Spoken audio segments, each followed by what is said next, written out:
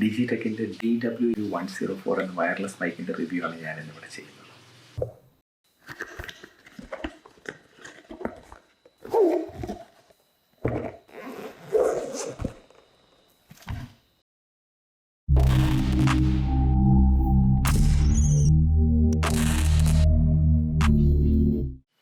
ഇതൊരു budget friendly ആയിട്ടുള്ള wireless മൈക്കാണ്.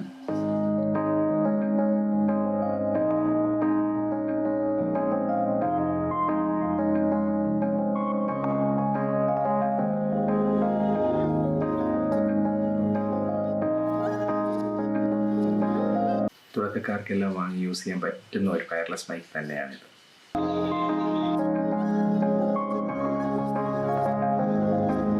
Company ധാരാളം ആക്സസറീസ് പ്രൊവൈഡ് ചെയ്യുന്നുണ്ട്.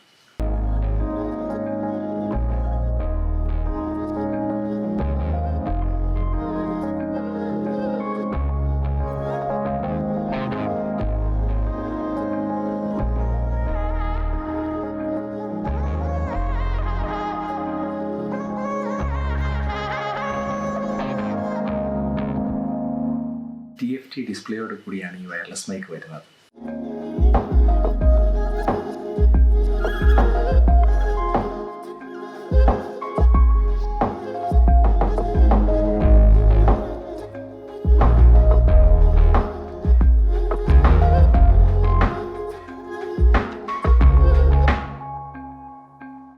ഒരു യെല്ലോ കളർ കവറിലാണ് ഈ വയർലെസ് മൈക്ക് വരുന്നത്. ഇതിനെക്കുറിച്ചുള്ള ഇൻഫർമേഷൻസ് എല്ലാം തന്നെ തന്നിട്ടുണ്ട്. സൈഡിലും അതിൻ്റെ ഒരു ഫോട്ടോസും കുറച്ച് ഇൻഫർമേഷൻസും, ബാക്കിൽ അതിൻ്റെ ബാക്കിയുള്ള ഇൻഫർമേഷൻസ് തന്നിട്ടുണ്ട്. ഡിജിടെക് DWM104ൻ്റെ കൂടെ ഒത്തിരി ആക്സസറീസ് നമുക്ക് കിട്ടുന്നുണ്ട്. നല്ലൊരു ബോക്സ്, നല്ല ക്വാളിറ്റി ഉള്ളൊരു ബോക്സാണ് നമുക്ക് കിട്ടുന്നത്. നല്ലൊരു കോമ്പിനേഷനിൽ റെഡ് ആൻഡ് ബ്ലാക്ക് കോമ്പിനേഷനിലുള്ളൊരു ബോക്സ് നമുക്ക് കിട്ടുന്നുണ്ട്. അത് തുറന്നു കഴിയുമ്പോൾ അകത്ത് നമുക്ക് ട്രാൻസ്മിറ്റേഴ്സും റിസീവറും വയ്ക്കുവാൻ വേണ്ടിയുള്ളൊരു പോർഷൻ ഇങ്ങനൊരു തന്നിട്ടുണ്ട്. പിന്നെ നമ്മുടെ കൂടെ ലഭിച്ചിരിക്കുന്ന കേബിൾസും വിൻഷീൽഡ്സും ഡെഡ് ക്യാറ്റ്സും ഒക്കെ വയ്ക്കുന്നതിനും ഇയർഫോൺസും ഒക്കെ വയ്ക്കുന്നതിന് വേണ്ടിയുള്ള ഒരു റാക്കും സെപ്പറേറ്റ് തന്നിട്ടുണ്ട്. അത്യാവശ്യം മോശമല്ലാത്ത നല്ലൊരു ക്വാളിറ്റിയിലുള്ള ഒരു ബോക്സാണ് നമുക്ക് ഇതിൻ്റെ കൂടെ ലഭിക്കുന്നത്. പിന്നെ അത് കൂടാതെ നമുക്ക് കേബിൾസ് TRRS കേബിൾ ജാക്സ് നമുക്ക് ലഭിക്കുന്നുണ്ട്. അതിൻ്റെ രണ്ട് കേബിൾസിൻ്റെയും മുകൾ വശത്തായിട്ട് ഇമേജസ് കൊടുത്തിട്ടുണ്ട്. ആ ഫോണിൻ്റെയും അതുപോലെ തന്നെ ക്യാമറയുടെയും ഏത് ഡിവൈസാണോ നമ്മൾ ഷൂട്ട് ചെയ്യാൻ വേണ്ടി ഉപയോഗിക്കുന്നത് അതിൻ്റെ കൂടെ ഇത് നമ്മുടെ റിസീവറുമായി കണക്ട് ചെയ്ത് നമുക്ക് ഷൂട്ട് ചെയ്യാനായിട്ട് കൺഫ്യൂഷൻ ഇല്ലാതെ ഇമേജസ് കണ്ട് മനസ്സിലാക്കി നമുക്ക് ഷൂട്ട് ചെയ്യാൻ സാധിക്കും. പിന്നീട് നമുക്ക് ലഭിച്ചിരിക്കുന്ന രണ്ട് ഇയർഫോൺസ് ഇതിൻ്റെ കൂടെ ലഭിക്കുന്നുണ്ട്. നല്ല ക്വാളിറ്റിയിലുള്ള ഇയർഫോൺസാണ്. അപ്പോൾ നമ്മുടെ ഷൂട്ടിംഗ് സമയത്ത് ഓഡിയോ ഒക്കെ ചെയ്യിക്കുന്നതിന് വേണ്ടി നമുക്ക് ഈ ഇയർഫോൺ യൂസ് ചെയ്യാൻ സാധിക്കും. പിന്നെ ഡെഡ് ക്യാറ്റ്സ് ആണ്, അല്ലെങ്കിൽ വിൻഷീൽഡ്സ് എന്ന് പറയും. നമ്മുടെ വിൻഡിനെ റെസിസ്റ്റ് ചെയ്യാൻ വേണ്ടി, അല്ലെങ്കിൽ നമ്മുടെ അൺവാണ്ടഡ് നോയ്സസിനെ റെസിസ്റ്റ് ചെയ്യാൻ വേണ്ടിയുള്ള ഷീൽഡ്സ് ആണിത്. ആർട്ടിഫിഷ്യൽ ഫെറാണ്. അപ്പോൾ അതിന് ഡെഡ് ക്യാറ്റ്സ് എന്നും വിൻഷീൽഡ്സ് എന്നും ഒക്കെ പറയാറുണ്ട്. നല്ല ക്വാളിറ്റിയിലുള്ളതാണ്. നമുക്കിതിൻ്റെ ട്രാൻസ്മിറ്റേഴ്സിൽ രണ്ടിലും യൂസ് ചെയ്യാൻ വേണ്ടി അതിൻ്റെ മേളത്തെ പോർഷനിൽ, മൈക്കിൻ്റെ പോർഷനിൽ ഇതിങ്ങനെ പുഷ് ചെയ്ത് കഴിഞ്ഞാൽ ഇതവിടെ റെസ്റ്റ് ആയിക്കോളും. അത് യൂസ് ചെയ്യാൻ വേണ്ടിയുള്ള രണ്ട് ഡെഡ് ക്യാറ്റ്സ്.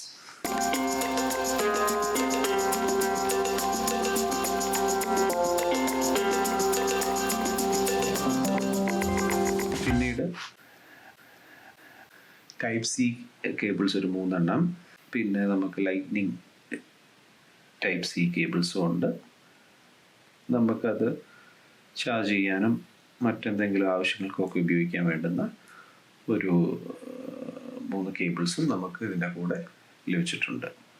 അപ്പോൾ ഇത്ര ആക്സസറീസാണ് ഫ്രണ്ട്സ് ഇതിൻ്റെ കൂടെ നമുക്ക് ലഭിച്ചിരിക്കുന്നത്.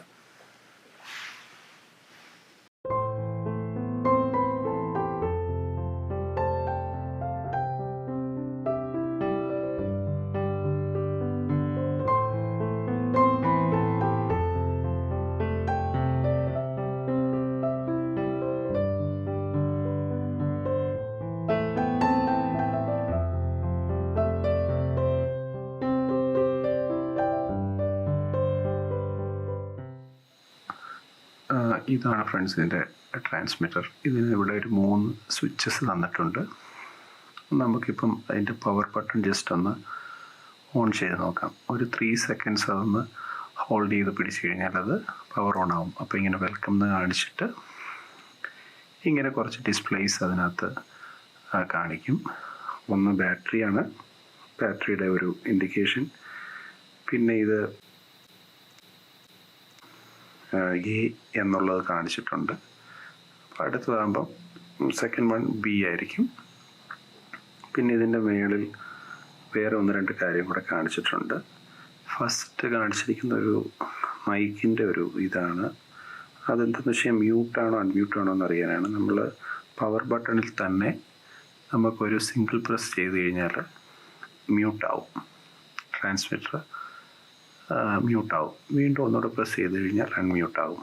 അതിൻ്റെ തൊട്ടടുത്ത് തന്നെ ഒരു ഇത് കാണിച്ചിട്ടുണ്ട്. അത് ഇപ്പം നമ്മൾ ട്രാൻസ്മിറ്റർ മാത്രമേ ഓൺ ചെയ്തിട്ടുള്ളൂ. അപ്പോൾ ഇതിൻ്റെ റിസീവറുമായിട്ട് കണക്റ്റ് ആയിട്ടില്ല, അതായത് ബ്ലൂടൂത്ത് പെയറിങ് നടന്നിട്ടില്ല. അതുകൊണ്ട് ഇങ്ങനെ കാണിക്കുള്ളൂ. പിന്നെ അതിന് തൊട്ടടുത്തൊരു ഇതുകൂടെ കാണിച്ചിട്ടുണ്ട്, ഇൻഡിക്കേഷൻസ്. അതെന്താണെന്ന് ചോദിച്ചു കഴിഞ്ഞാൽ നോയ്സ് റിഡക്ഷന് വേണ്ടിയുള്ളതാണ്. അത് നമ്മൾ ഈ അപ്പ് ആരോയിലോ അല്ലെങ്കിൽ ഡൗൺ ആരോയിലോ പ്രസ് ചെയ്ത് കഴിയുമ്പം അത് ആ ഇൻഡിക്കേഷൻ മാറും. നമ്മൾ ഹെവി നോയ്സ് ഉള്ള സ്ഥലത്ത് നമുക്ക് വേണമെങ്കിൽ ഇത് പ്രസ് ചെയ്യുമ്പം ആ ഒരു നോയ്സ് റിഡക്ഷന് വേണ്ടി അത് നമുക്ക് യൂസ് ചെയ്യാവുന്നതാണ്. ഇപ്പം നമ്മൾ തിരിച്ച് നമ്മുടെ ട്രാൻസ്മിറ്ററും റിസീവറും എല്ലാവരും ഒന്ന് നമുക്ക് ഓൺ ചെയ്യാം. ഇപ്പം ഞാൻ ഓൾറെഡി ഇത് ഓൺ ചെയ്തിട്ടുണ്ട്. ഇനി റിസീവർ ഓൺ ചെയ്യാം.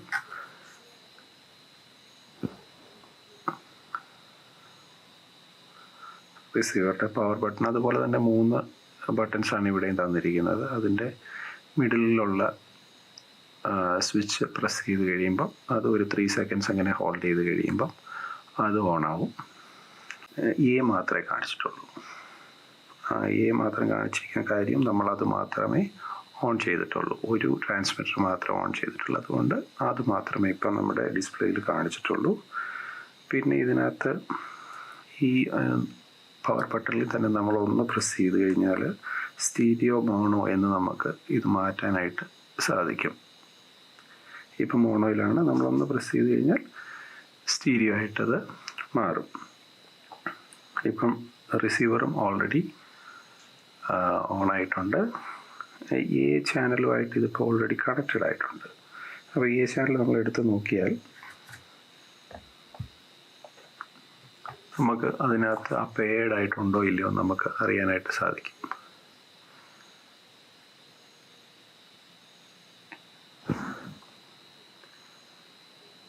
ഇപ്പം നടുക്ക് ഞാൻ മുമ്പേ കാണിച്ച ലോഗോ ഇപ്പം കണ്ടോ, അത് പെയ്ഡാണ്. അല്ലെങ്കിൽ അത് അതിനകത്തൊരു വ്യത്യാസം ഉണ്ടാവും. നിങ്ങൾക്കത് യൂസ് ചെയ്യുമ്പോൾ മനസ്സിലാവും.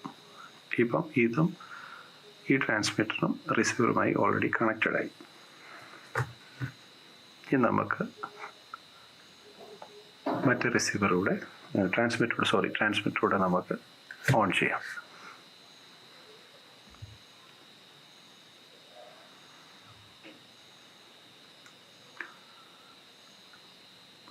ഇപ്പം ഞാനൊരു 3 സെക്കൻഡ്സ് ഇതൊന്ന് ഹോൾഡ് ചെയ്ത് പിടിക്കുകയാണ്. അപ്പോൾ ഇതും ഓണായി ഇമ്മീഡിയറ്റ്ലി അത് ബ്ലൂടൂത്ത് പെയറിങ് നടന്നു കഴിഞ്ഞു. ഇതിൻ്റെ നോയ്സ് റിഡക്ഷൻ ഓഫാണ്. അപ്പോൾ നമ്മൾ ജസ്റ്റ് ഈ ബട്ടൺ ഒന്ന് പ്രസ് ചെയ്ത് കഴിഞ്ഞാൽ നോയ്സ് റിഡക്ഷൻ്റെ ഇത് ഓണാകും.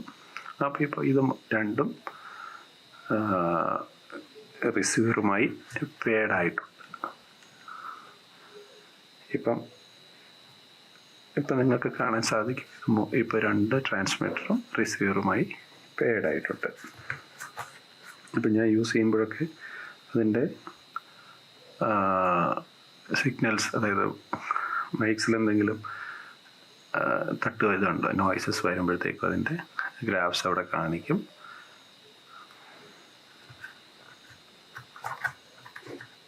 അപ്പോൾ ഇതാണ് ഇതിൻ്റെ ഒരു functioning friends.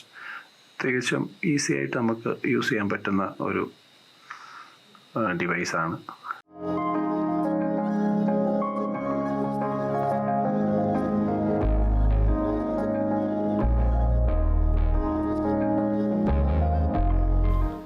Endurance time about 10 hours ആണ്.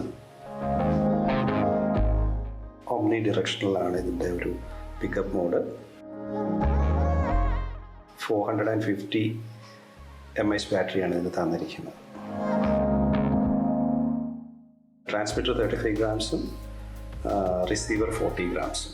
റിസീവർ എങ്ങനെയാണ് ക്യാമറയിൽ സെറ്റ് ചെയ്യുന്നതെന്ന് ചോദിച്ചു കഴിഞ്ഞാൽ ഇതിൻ്റെ ബാക്കിലൊരു ക്ലിപ്പ് വരുന്നത് നിങ്ങൾക്ക് കാണാം. ഈ ക്ലിപ്പ് നമ്മൾ ക്യാമറയിലുള്ള ഈ ഭാഗത്ത് നമ്മൾ ജസ്റ്റ് ഇങ്ങനെ പുഷ് ചെയ്ത് വെച്ചാൽ മതിയാവും. ഇത്ര വളരെ സിമ്പിളാണ്.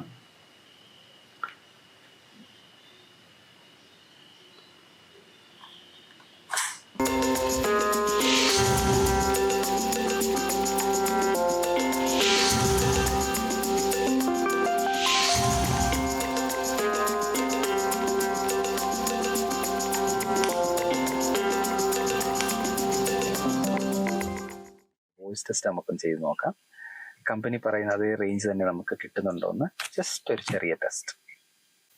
ഫ്രണ്ട്സ്, ഞാനിപ്പം ക്യാമറ ക്രോസ് ചെയ്ത് ഗ്രൗണ്ടിൻ്റെ ഈ അറ്റത്തു നിന്ന് അങ്ങേ അറ്റം വരെ ഞാനിപ്പം ഒന്ന് നടന്നു നോക്കാൻ പോവാണ്. അപ്പം കമ്പനി പറയുന്ന ഈ 150 meters റേഞ്ച് നമുക്ക് സൗണ്ട് ക്ലാരിറ്റി ഇതിൽ കിട്ടുന്നുണ്ടോ എന്ന് നമുക്ക് അറിയാൻ സാധിക്കും. എങ്ങനെ പോയാലും 100 meters എബവ് ഉണ്ട് ഈ ഗ്രൗണ്ടിൻ്റെ ഈ അറ്റം മുതൽ ആ അറ്റം വരെ. അപ്പം ഞാൻ ജസ്റ്റ് ക്യാമറ ക്രോസ് ചെയ്തൊന്ന് നടന്നു പോയി നോക്കാം. ചിലപ്പോൾ ഞാൻ ഫോക്കസ് ആവുമോ ഇല്ലയോ എന്നറിയില്ല, എങ്കിലും ഒന്ന് ചെക്ക് ചെയ്യാം.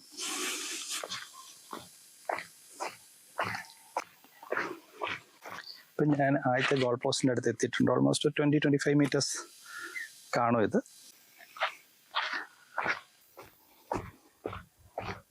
ഇപ്പോൾ ഓൾമോസ്റ്റ് 2 പോസ്റ്റിൻ്റെയും ഒരു നടുവിലായിട്ടാണ് ഞാൻ നിൽക്കുന്നത്. 2 ഗോൾ പോസ്റ്റിൻ്റെയും സെൻറ്റർ കോർട്ടിലാണ് നിൽക്കുന്നത്. ശരിക്കും ഫുട്ബോൾ കളിക്കുകയാണെങ്കിൽ ഇവിടെ ആയിരിക്കും ഇതിൻ്റെ ഒരു ഹാഫ് കോർട്ട് അല്ലെങ്കിൽ കിക്കൊക്കെ എടുക്കുന്ന ഒരു സ്ഥലം ഇവിടെ ആയിരിക്കും. അപ്പോൾ ഒരു ക്യാമറയിൽ നിന്ന് ഓൾമോസ്റ്റ് ഒരു 50 meters-ഓളം ഞാനിപ്പം വന്നിട്ടുണ്ട്. ഇപ്പം ഞാൻ അടുത്ത പോസ്റ്റിനടുത്ത് എത്തിയിട്ടുണ്ട്. ഇപ്പം നിങ്ങൾക്ക് എത്രത്തോളം ക്ലാരിറ്റിയിൽ എൻ്റെ ശബ്ദം അവിടെ കേൾക്കുന്നുണ്ടെന്ന് എനിക്കറിയില്ല. ഇപ്പം ഒരു 80-85 meters ആയിട്ടുണ്ടാവും ഞാൻ ക്യാമറയിൽ നിന്ന്. 100 meters ഓൾമോസ്റ്റ് അടുത്തായിട്ടുണ്ട്. ഇതാണെങ്കിൽ ഈ ഗ്രൗണ്ട് ഒരു 100 meters-ന് മേളിൽ ഉറപ്പായിട്ടും ആ അറ്റത്തുനിന്ന് ഈ അറ്റം വരെ ഉണ്ടാവും. എന്തായാലും ഒരു 100 meters ക്രോസ് ചെയ്തിട്ടുണ്ട്. ഇപ്പം ഞാൻ ഗ്രൗണ്ടിൻ്റെ ഇങ്ങേ അറ്റം വരെ എത്തിയിട്ടുണ്ട്. ഇനി അങ്ങോട്ട് ക്രോസ് ചെയ്യാനൊക്കത്തില്ല, ഇവിടെ ഫെൻസ് ഉണ്ട്. ഗ്രൗണ്ടിൻ്റെ അങ്ങേ അറ്റത്തുനിന്ന് ഇങ്ങേ അറ്റം വരെ ഞാൻ എത്തിയിട്ടുണ്ട്. ഇപ്പം എത്രത്തോളം ക്ലാരിറ്റിയിൽ അവിടെ കേൾക്കുന്നുണ്ടെന്ന് എനിക്കറിയത്തില്ല. ഇപ്പോൾ ഞാൻ കോർട്ടിൻ്റെ ഈ അറ്റത്തുനിന്ന് ക്യാമറ ഇരിക്കുന്ന സൈഡിലേക്ക് തിരികെ നടക്കുകയാണ്.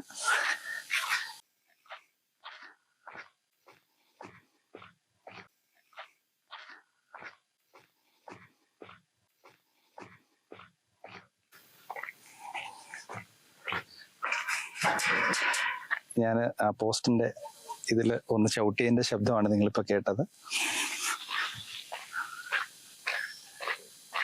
EWM-104-ൻ്റെ ഒരു റേഞ്ച് ടെസ്റ്റ് നടത്തി. നിങ്ങൾക്ക് മനസ്സിലായിട്ടുണ്ടാവും ഇത്രയും ഒരു ഡിസ്റ്റൻസിൽ അതെങ്ങനെ വർക്ക് ചെയ്യുന്നു എന്നുള്ളത് നിങ്ങൾക്കിപ്പം നേരിട്ട് മനസ്സിലായിട്ടുണ്ടാവാം. എന്താണെങ്കിലും നല്ല ഒരു വയർലെസ് മൈക്ക് തന്നെയാണ്. Easy to use.